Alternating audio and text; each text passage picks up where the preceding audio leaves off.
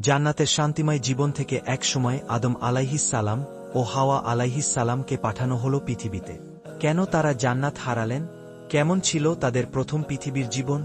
চলুন জেনে নিই মানব ইতিহাসের পরবর্তী অধ্যায়। যখন আদম আলাইহিস সালাম ও হাওয়া আলাইহিস সালাম জান্নাতে নিষিদ্ধ ফলের স্বাদ নিলেন, তখনই তাদের সামনে সত্য প্রকাশ পেল।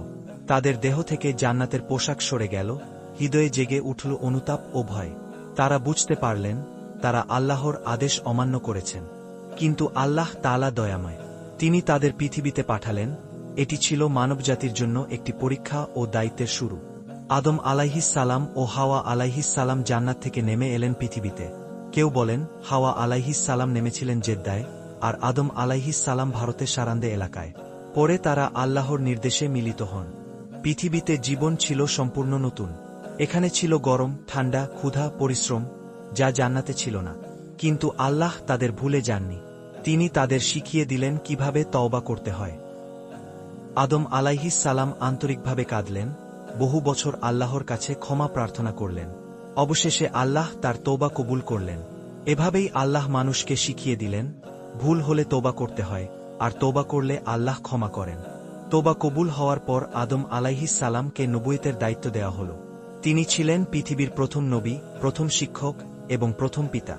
তিনি তার সন্তানদের আল্লাহর ইবাদত, ন্যায়-অন্যায়ের পার্থক্য এবং শয়তানের প্রতারণা সম্পর্কে শিক্ষা দিতে শুরু করলেন। পৃথিবীতে আল্লাহর বিধান প্রতিষ্ঠার মাধ্যমে আদম আলাইহিস সালাম মানবজাতির নতুন যাত্রা শুরু করেন। আদম আলাইহিস সালামের এই কাহিনী আমাদের মনে করিয়ে দেয়, মানুষ ভুল করতে পারে, কিন্তু আল্লাহর দরজা কখনো বন্ধ হয় না। যে তওবা করে সে কখনোই হার মানে না। পৃথিবী আমাদের পরীক্ষার জায়গা, যেখানে প্রতিটি সিদ্ধান্তই আমাদের জান্নাত বা জাহান্নামের পথে নিয়ে যেতে পারে। আল্লাহ তাআলা বলেন, যে তওবা করে, ঈমান আনে এবং সৎকাজ করে, আমি তার সব গুনাহ মাফ করে দেব।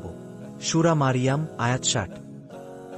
এই ছিল মানব ইতিহাসের দ্বিতীয় অধ্যায়, আদম আলাইহিস সালামের পৃথিবীতে আগমন ও তওবার গল্প। পরের পর্বে জানব আদম আলাইহিস সালামের সন্তানদের গল্প এবং প্রথম হত্যাকাণ্ডের ইতিহাস। ভিডিওটি ভালো লেগে থাকলে লাইক দিন, ইসলামিক গল্প ছড়িয়ে দিতে শেয়ার করুন, আর পরবর্তী পর্ব দেখতে সাবস্ক্রাইব করতে ভুলবেন না।